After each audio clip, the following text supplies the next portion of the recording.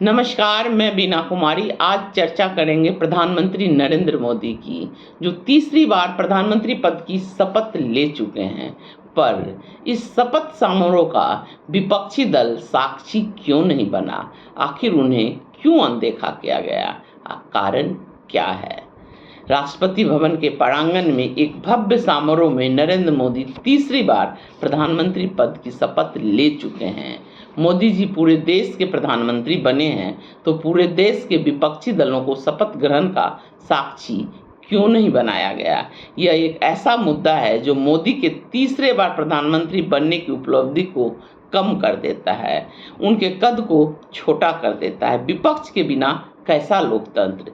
चुनाव की कटुता को पीछे छोड़कर सत्ता पक्ष और विपक्ष को मिलकर भारत के निर्माण में लगना चाहिए, परंतु प्रधानमंत्री अपनी सीटों के कम होने के सदमे से शायद उबर नहीं पाए हैं, तो तीसरी बार प्रधानमंत्री बने नेता के लिए कोई बड़प्पन नहीं है। लेकिन यह शपथ पिछले 2 बार के शपथ से बिल्कुल अलग था। 2014 में जब मोदी ने प्रधानमंत्री पद की शपथ ली थी, तो मोदी कैबिनेट में प्रधानमंत्री के अलावा 23 कैबिनेट मंत्री, 10 राज्य मंत्री स्वतंत्र प्रभार और 12 राज्य मंत्री समेत कुल 45 मंत्री थे। 2019 में 24 कैबिनेट मंत्री, 9 स्वतंत्र प्रभार वाले राज्य मंत्री और 24 राज्य मंत्री समेत कुल 57 मंत्री था।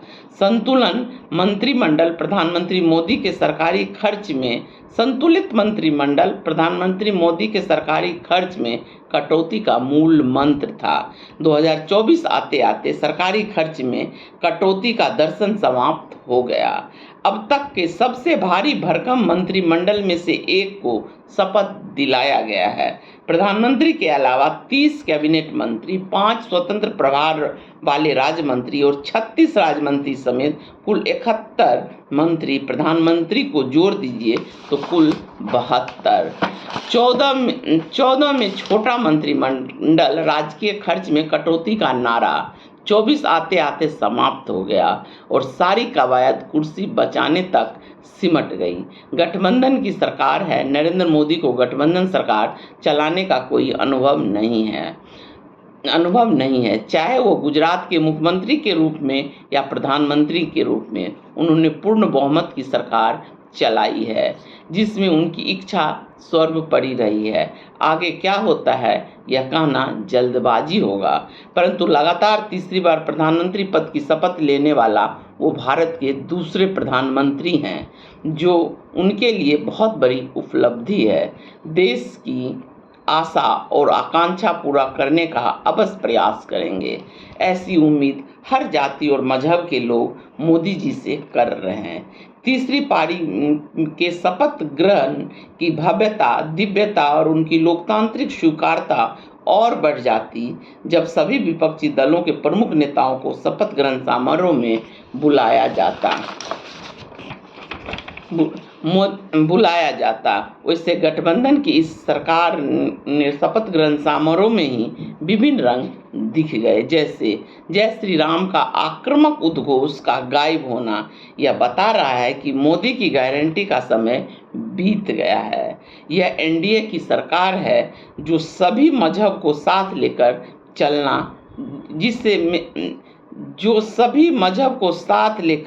चलना पड़ेगा। किसी एक धर्म को अपमानित नहीं किया जा सकता है।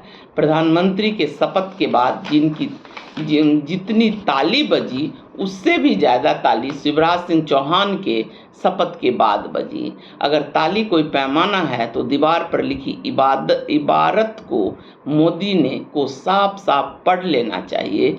जिस शिवराज को निपटाने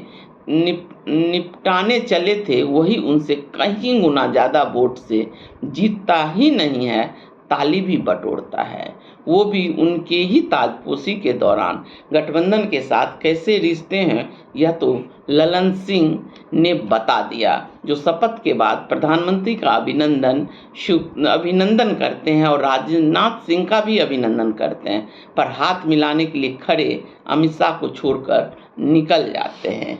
यह एक संजोग नहीं है, सरकार का भविष्य बता रहा है।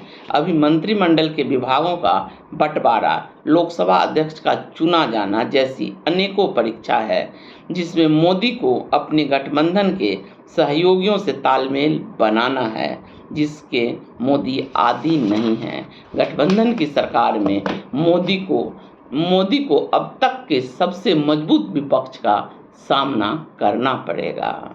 आशा है कि मोदी जी देश को सर्वोपरि रखेंगे, देश में सबके बारे में सोचेंगे, बिना कोई मजहब, बिना कोई भेदभाव किए हुए सबकी भलाई के बारे में सोचेंगे।